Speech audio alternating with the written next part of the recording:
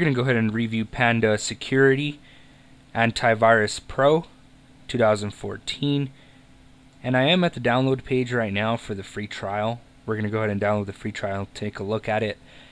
I will post a link on the description of this video below, so you can go ahead and go to this page and download the free trial if you want. Alright, once you download the free trial and install it, this is what it looks like here. And the one I installed was the Antivirus Pro 2014. You can go ahead and try Internet Security, which has a lot more features, but is a little more expensive. But today we're just going to go ahead and take a look at the Antivirus Pro 2014. And this is what it looks like here. It says right now it's protected because it has the latest updates. And it seems to update automatically. I don't see no update button here.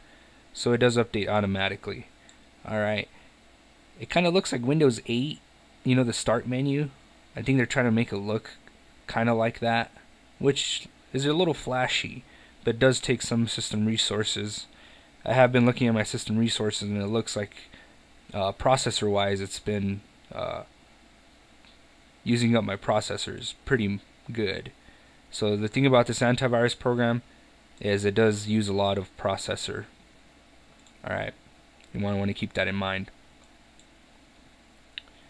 Alright, so taking a look here, let's go ahead and take a look at the scan options this program has. It does have quick scan, full scan, a custom scan if you want to pick a folder, and advanced virus detection, which detects, it says right here, detects what traditional scanning doesn't always detect. It uses a cloud cleaner.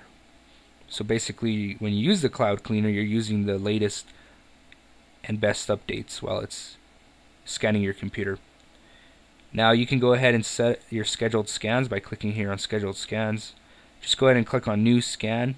It'll open up a wizard here in just a bit. Click next. Now go ahead and click add and select local disk. That'll scan your whole computer. Make sure you select local disk. Alright, and then click next. You can go ahead and change the settings of how you want to scan. And if you want to change your schedule, I recommend you do weekly, every week, Sunday around 9 p.m. Start time, let's change this to 09 p.m. Finish time 10 p.m. Alright. Now I recommend Sunday at 9 because that's when most people have time to just leave their computer alone and just scan on its own. Alright.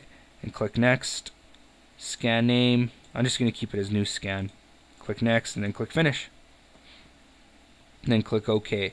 So what's going to happen now, it's going to scan automatically every Sunday at 9 p.m. And that's awesome. You can go ahead and change it to whatever you like, but that's what works with me. Alright. You can go ahead and click on detect vulnerabilities here, and it'll scan for vulnerabilities with your software that's not updated. For example, Flash and Java, if they're not updated, it's going to pick that up.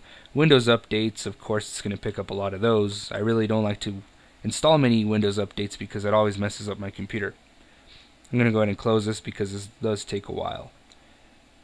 Now, Panda does give you the option to make a rescue USB that computer gets rescued, and you get a virus that disables your PC from booting up, which is really awesome. Those two right there are really good tools, and every antivirus program should have them. So I'm glad Panda has those.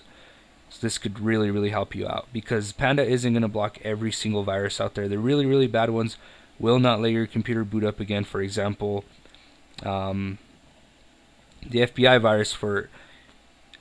virus does let you boot up your computer, but it doesn't let you use it. Alright, but there are other viruses that don't let it boot at all, and those are worse. Just to name a few, it's the FBI virus, Homeland Security virus, stuff like that. And rootkit viruses do that a lot too.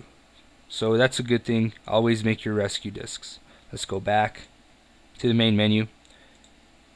Now Panda does give you reports, event reports, statistic reports, and you can also open a quarantine folder from here. If you do quarantine a virus, make sure you always delete it. Never leave it quarantine in there because it could come back. It could still break out of prison. So as to speak, you can say that it can break out of quarantine, out of prison, and still infect your computer. So always delete it. All right. and it has a big quarantine button here to get to it also. And if you click on the antivirus button, nothing much, just you can turn it off or on, that's it. And right here you could choose what type of protection. I make sure you have all these checked. Alright, your workstation protection, email, instant messaging, and web browsing. Alright. Unknown viruses. Panda does have the ability to pick up unknown viruses that haven't been put on the definition list yet, which is awesome. It'll pick up certain traces, and that's awesome. Always keep that on. I recommend that. Vulnerabilities, turn that on. It's off out of the factory, but go ahead and turn that on. It'll scan for vulnerabilities on your computer. Really important.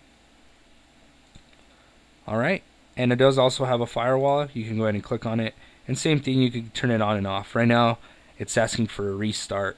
Until I restart, the firewall will turn on. Alright, but the firewall is always on its own. Now there is other tools down here. There is a network management tool, and right now you can see the 3 devices right now in the network: my computer, which I'm using now, my roommate's laptop, and my little sister's tablet. And you can see the whole network this way. If somebody else is connected to your network, it will pop up here. So this is a perfect tool to see if somebody has hacked into your network, your wireless network, and stealing internet from you. So this is perfect. Also, there's a program called USB Vaccine, which works the same as your USB rescue drive, but in a different way. You can go ahead and click on it and use it.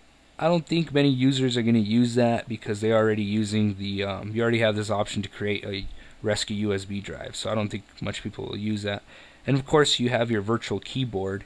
You know, if you're typing in social security numbers, credit card numbers on the internet, you can use a virtual keyboard, and with that you can actually click on the actual keys instead of typing it in your keyboard, and that can protect you against viruses that like to collect keyboard entry information.